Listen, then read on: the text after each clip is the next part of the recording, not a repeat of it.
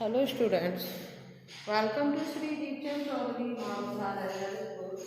आज जो बी ए first semester home science जो आपका फंडामेंटल ऑफ न्यूट्रिशन वाला पेपर है उसमें हम जो फंक्शन के अकॉर्डिंग जो फूड का क्लासिफिकेशन किया गया है उसको आज हम देखेंगे।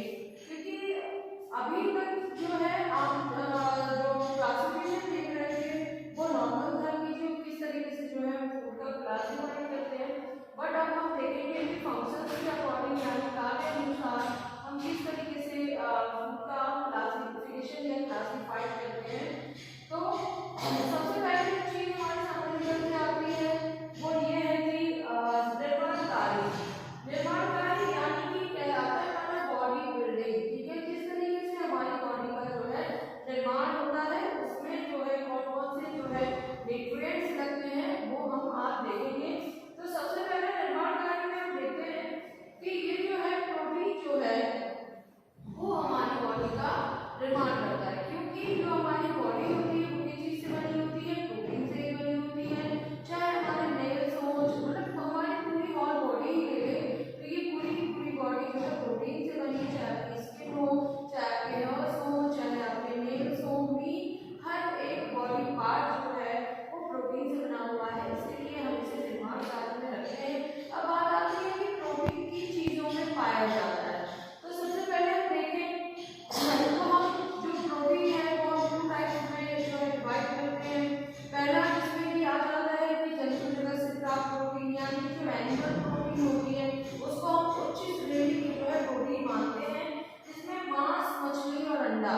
ठीक है, ये कैसे हमारे जानवरों से प्राप्त होने वाली चीज है, उसी में हम दूध को भी उसी में ऐड करेंगे। लेकिन मांस, मछली, अंडा जो है वो सीधा क्या है, वो भी किसी चीज से बना है, प्रोटीन से बना हुआ है, इसीलिए उसे हम जो है फर्स्ट ग्रेड की जो है प्रोटीन मानते हैं। इसके अलावा पनीर, दूध, दही, तो ये भी क्या है, दूध किससे मिलता है, जानवरों से मिलता है, और उसी से जो है पनीर भी बनता है और दही भी बनता है। ये हमारे मिल्क प्रोडक्ट में जो है आते हैं, इसीलिए ये भी जो है हमारे प्रोटीन के सोर्सेस माने जाते हैं। अगर हम बात करें वनस्पति जगत से तो उसमें जैसे कि दालें, बीज, मेवे और अनाज। तो दालें जो हमारी पल्स होती है वो भी प्रोटीन का सोर्स मानी जाती है। अरहर की दाल, मूंग की दाल, स्पेशली राजमा हो गया, सोयाबीन हो गया, तो ये जो हमारे दलहन में आते हैं इन सभी में प्रोटीन जो है पाया जाता है। उड़द की दाल है एक ऐसी दाल है जिसमें हम कार्बोहाइड्रेट जो है मिलता है, बाकी लगभग सभी दालों में जो है हमारे प्रोटीन ही पाया जाता है। बीजों की बात करें तो तिलहन में भी जो है हमारे प्रोटीन ही जो है स्पेशली सोर्सेस के रूप में सामने आता है। इसके बाद हम बात करें सूखे मेवे यानी ड्राई फ्रूट्स की, तो वो भी हमारे प्रोटीन का अच्छा खासा सोर्स बन जाते हैं। इसके बाद आपको आती है अनाज की, तो अनाज जो है गुड सोर्स माने जाते हैं कार्बोहाइड्रेट के। कुछ अनाजों में जो है हम प्रोटीन को भी जो है अनाजों के अंदर रखते हैं। इसके बाद दूसरा हमारा जो आता है वो है हमारा खनिज लवण। तो निर्माणकारी में जो मिनरल्स हमारे हैं वो minerals specially calcium and iron की बात करें तो जो हमारा कैल्शियम है वो हमारे दूध, दही, पनीर और हरी सब्जियों में जो कि मिल जाता है। दूध, दही, पनीर ये भी किस चीज से है, हमारे प्रोटीन के सोर्सेज हैं, और इनमें जो है कैल्शियम भी भरपूर मात्रा में होता है, स्पेशली दूध में और दही में। तो इन दोनों में भी जो है कैल्शियम जो है काफी अच्छी मात्रा में मिल जाता है।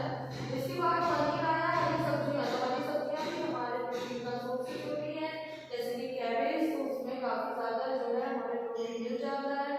इसके बाद आयरन की बात करें तो आयरन जो आपका लोहा होता है वो हमें मांस, मछली, अंडा, मांस में अगर देखा जाए तो सबसे ज्यादा जो है लीवर जो होता है, तो लीवर में जो है काफी ज्यादा आयरन का सबसे जो है मेन सोर्स माना जाता है।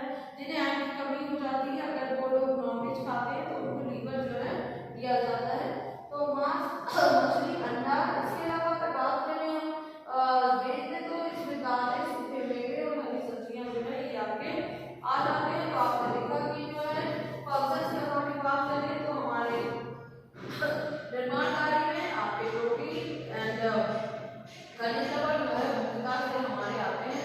इसमें हम वाटर नहीं रखते हैं क्योंकि हम इसमें कार्य अनुसार वर्गीकरण करते हैं, लेकिन नॉर्मल में एक चीज और इंक्लूड हो जाती है वो है पानी। तो प्रोटीन और खनिज लवण के साथ साथ